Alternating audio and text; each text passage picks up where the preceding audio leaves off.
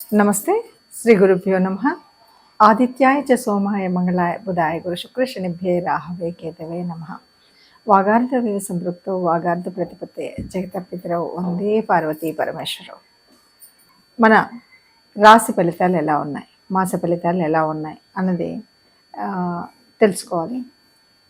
రాశి ఫలితాలు, మాస ఫలితాలు మాసం మాసం చెప్పుకున్నప్పటికీ, పక్షం పక్షం చెప్పుకున్నప్పటికీ మారేటువంటి గ్రహాల గమనాన్ని బట్టి కొంత తేడా అయితే ఉంటుంది. ఎందుకంటే నిన్న మొన్నటి వరకు ఉన్నటువంటి వక్రగతిలో ఉన్నటువంటి గ్రహాలు వక్రాన్ని వదలొచ్చు, కొత్త గ్రహాలు వక్రంలోకి వెళ్ళొచ్చు. ఇలా రకరకాలైనటువంటి మార్పులు గ్రహ గమనంలో ఉంటాయి.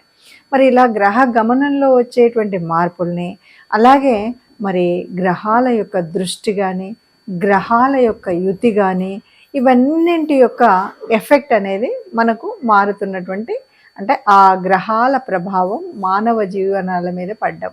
రాశి ఫలితాలు, ఎవరు ఏ రాశిలో పుడితే లేకపోతే ఆ రాశి ఫలితాలు, లేదు అంటే లగ్న ఫలితాలు, మొత్తంగా మాత్రం ఆ లగ్నంలో పుట్టారా, ఆ రాశిలో పుట్టారా అన్నదాన్ని బట్టి మనకి ఆ ఫలితాలు తప్పకుండా గ్రహాల యొక్క ప్రభావం కనిపిస్తూ ఉంటుంది. మరి ఇలా గ్రహాల యొక్క ప్రభావం కనిపిస్తున్నప్పుడు ఎలాగూ ఉంటుంది కదా, ఎందుకు చెప్పుకోవడము అంటే తప్పనిసరిగా చెప్పుకోవాల్సిన పరిస్థితి. ఎందుకు అంటే ఏదైనా దాని నుండి ముందు జాగ్రత్తగా మనం చేసుకోగలిగింది చేసుకోవడం కోసం, ఏదైనా గ్రహాల యొక్క అనుగ్రహం కోసం చేసుకోవాల్సినటువంటి పరిహారం, దేవతల యొక్క అనుగ్రహం కోసం చేసుకునేటువంటి పూజా విధానం, వీటి వల్ల ఏదైనా నష్టం వచ్చినప్పుడు, కష్టం వచ్చినప్పుడు ఇలాంటి వాటి నుండి కొంతగా మనం ఈ నెలలో కూడా ముందున్నట్టుగానే ఆనందంగా ఉండాలని కోరుకుంటాం. కాబట్టి అలాంటివి మనం చేసుకుంటూ ఉంటాం. మరి దానికి గాను 2024 డిసెంబర్లో ఈ గ్రహస్థితి ఎలా ఉంది అంటే మొదటి పక్షానికి గ్రహస్థితి ఎలా ఉంది. మొదటి పక్షం గ్రహస్థితి కనుక చూసినట్టయితే వృషభ రాశిలో గురువు ఉన్నాడు, అలాగే కర్కాటకంలో కుజుడున్నాడు, కేతువు కన్యలో, అలాగే రవి బుధులు ఇద్దరూ కూడా వృశ్చిక రాశిలో ఉన్నారు మొదటి పక్షంలో. తర్వాత శుక్రుడు మకరంలో ఉన్నాడు, శని కుంభంలో ఉన్నాడు, రాహు మేషంలో మీనరాశిలో ఉన్నాడు, రాహు మీనరాశిలో ఉన్నాడు. ఇది గ్రహాల యొక్క స్థితి. ఈ గ్రహాల స్థితిని బట్టి ఈ 15 రోజులకు మరి ద్వాదశ రాశులకు ఎలా ఉందో చూద్దాం. ఈ స్థితిలో అంటే ఈ రకంగా గ్రహాలు ఉన్నప్పుడు మరి ఒక్కొక్క రాశి మీద ఎలాంటి ఫలితాలు ఉన్నాయి అంటే ద్వాదశ రాశులు ఒక్కొక్కటి కనుక చూసుకున్నట్టయితే ఏ రాశి వారికి ఎలాంటి ఫలితాలు వస్తాయి, ఎలాంటి పరిహారాలు చేసుకోవాలి అన్న విషయాన్ని చూద్దాం. మొదటి పక్షాన్ని చూద్దాం. మొదటి పక్షాన్ని కనుక మనకు చూసినట్టయితే ఇక్కడ ఏంటంటే రవి వృశ్చిక రాశిలో ఉంటాడు 15 వరకు. 16వ తారీఖుకి ఆయన మారుతూ ఉన్నాడు. ఎక్కడికి మారుతూ ఉన్నాడు? ధనుసులోకి మారుతున్నాడు. అంటే 7లో రవి ఉంటే ఏమవుతుంది మనకు బాగా తెలుసు. మొదటి పక్షంలో ఉన్నటువంటి రవి ఏం చేస్తున్నాడు అంటే మనకి భార్యాభర్తల మధ్య కొన్ని చికాకులు, గొడవలు, వివాహానికి సంబంధానికి ఉంటే కూడా కుదరకపోవడం, ఇలాంటివన్నీ జరిగేటువంటి అవకాశం ఉంది. అందుకని ఎవరైనా పెళ్లి ప్రయత్నాలు చేయాలి అనుకుంటే మొదటి పక్షం వదిలేయండి. ఇప్పుడు వృషభ రాశి. వృషభ రాశి వారికి రాశిలోనే గురువు వక్రించి ఉన్నాడు. సో ఇప్పుడు ఇది కొంతకాలంగా మనం చూస్తున్నది ఎలా ఉందో అలాంటి స్థితే ఉంటుంది. ఏమి కొత్తగా అయినటువంటి మార్పులు చేర్పులు అయితే ఉండవు. అయితే ఒక్క విషయంలో మనం బాగా ఆనందించాల్సినటువంటి విషయం ఏమిటంటే 3వ స్థానంలో కుజుడు ఉన్నాడు. ఈ కుజుడు 3వ స్థానం అంటే కొంచెం సోదర స్థానం. ఇప్పటి వరకు కుటుంబంలో ఎక్కడో దూరంగా విచ్ఛిన్నమయ్యో దూరంగా ఉండిపోయినటువంటి కుటుంబ సభ్యులు కలవడం కానీ, కుటుంబానికి సంబంధించినటువంటి అభివృద్ధికరమైనటువంటి పనులు చేయడం కానీ మాత్రం ఈ రాశివారు చక్కగా అంటే ఏదైనా సరే మా పెద్దల నాటి ఇల్లు మళ్ళీ బాగు చేయిద్దాం అనుకుంటారు, లేకపోతే మా పెద్దలందరూ కట్టించినటువంటి దేవాలయం బాగు చేయిద్దాం అనుకుంటారు. అలాగే పెద్దలకు సంబంధించినటువంటి వాటి పునరుద్ధరణే కాకుండా ఇప్పటి వరకు ఎక్కడో దూరంగా ఉన్నటువంటి వారందరూ కలిసి ఒక చక్కనైనటువంటి కుటుంబాన్ని వృద్ధి చేసుకున్నటువంటి వాళ్ళుగా కనిపిస్తారు.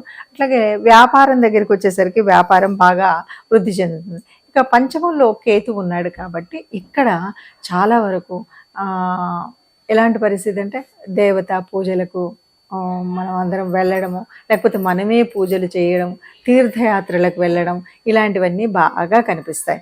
ఇక 10లో శని ఉంది. ఎవరికైనా ఉద్యోగం వచ్చినప్పుడు కూడా ఆ ఉద్యోగాలు ప్రయత్నం చేస్తున్న వాళ్ళైనా సరే, ఎలాంటి ఉద్యోగాలంటే ఏదైనా సరే ఒక ముందు అంటే ఫ్రంట్ దాంట్లో ఉండేటువంటి జాబ్. శని అంటేనే కొంత క్లీనింగ్ ఇలాంటివి, మున్సిపల్‌లో జాబులు వస్తుంటాయి చూడండి, వాళ్ళకి చక్కటి అవకాశం. అలాగే ఏవైనా సరే క్లీనింగ్ వర్క్స్ అంటే మనం ఏం చెప్తాము, కొంతమంది ఈ బొగ్గుకు సంబంధించినటువంటి వ్యాపారస్తులు ఉంటారు, ఆ పనిలో కూడా ఉంటుంది. ఇనుముకు సంబంధించినటువంటి వ్యాపారాలు ఉంటాయి, వాటిలో కూడా అంటే వాటిలో ఉద్యోగాలు. ఇప్పుడు వ్యాపారానికి సంబంధించింది కాకుండా వృత్తి వ్యాపారాలు కాబట్టి 10వ స్థానంలో ఉంటే వీరి యొక్క జీవనోపాధానికి ఆ రకమైనటువంటి అంటే బొగ్గు గనుల్లో పనిచేసే వాళ్ళకి ఉద్యోగాలు వస్తాయి. ఐరన్ ఇనుప సామాను అమ్ముకునేది కూడా అందులోకే వస్తుంది. ఈ రకంగా ఉంటుంది. 11లో మనకు విదేశీ సంబంధమైనటువంటి ఏదైనా డబ్బు రావాల్సింది. అంతెందుకు అంటే విదేశం నుండి ఎక్కడ వస్తుంది, మేము ఎక్కడ పెట్టుబడి పెట్టలేదు అంటే, ఏదైనా యూట్యూబ్ చేసే వాళ్ళు ఉంటే కూడా విదేశం నుండి వచ్చేటువంటి డబ్బే కదా అదే. అంటే విదేశం నుండి ఎంతో కొంత డబ్బు రావడం అనేటువంటిది ఈ నెలలో కనిపిస్తుంది. మరి రాశి ఫలితాలను అయితే మనము ఇలా తప్పనిసరిగా చూసుకుంటే దానివల్ల ఉపయోగాలు అన్నాం. లేదు అంటే మనం పరిహారాలు ఎలా తెలుసుకోవాలి, ఏం చేయాలి అని అన్నాం. ఏది ఏమైనా సరే మొత్తంగా ఏమిటి అంటే గ్రహాల యొక్క గమనం అనేటువంటిది మన పూర్వజన్మలో ఉన్నటువంటి ఫలితాల మూలంగానే మనకు జన్మజాతకంలో అయితే గ్రహాలు పడతాయి. కానీ మారుతున్నటువంటి ఈ గోచార రీత్యా మారుతూ ఉన్నప్పుడు ఒక్కొక్కసారి అంటే జన్మజాతకంలో ఉన్నటువంటి వాటికి అందులో అవి ఏవి యోగిస్తున్నాయి, ఏవి యోగించట్లేదు, ఏ దశ నడుస్తుంది, ఏ దశ అనుకూలత ఉంది, ఏ దశ అననుకూలంగా ఉంది అన్న విషయాలు మనకు తెలియదు. కాబట్టి వీటి గురించి కొంతైనా అవగాహన ఉండాలి. అంటే మీరు ఆస్ట్రాలజీ చేసిన వాళ్ళు కాకపోయినా మన జన్మచక్రాన్ని అయితే చూసుకోగలుగుతారు చాలామంది.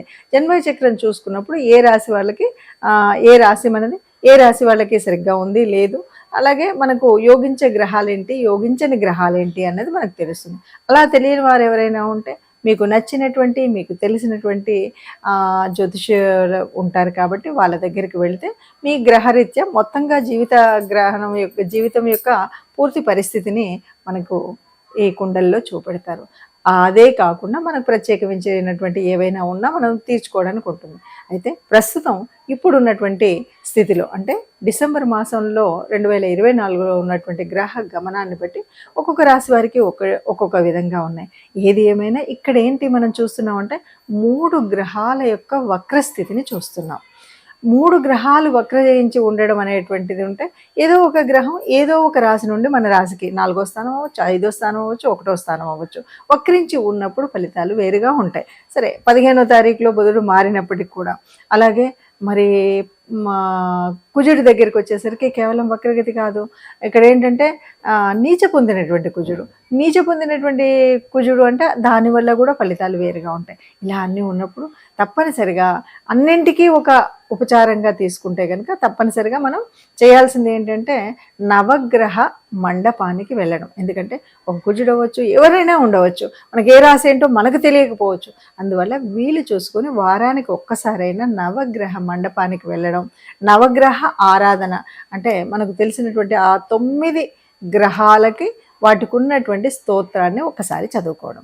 ఇంతకు మించి మనం పెద్దగా చేయక్కర్లేదు. నవగ్రహ ప్రదక్షిణ, నవగ్రహ స్తోత్రాల్ని చదువుకోవడం వీలైతే. ఎందుకంటే ఏ పరిస్థితి అయినా మనకి ఎట్లా అంటే మనకు ముందున్నటువంటి దానం, ధర్మం వీటి మీదనే మన ఆధారపడి ఉంటుంది. అంతేకాదు మనం ఏ విషయం చేసినా ధర్మార్థ కామ మోక్షాలు అంటూ ఉంటారు భారతీయతలో.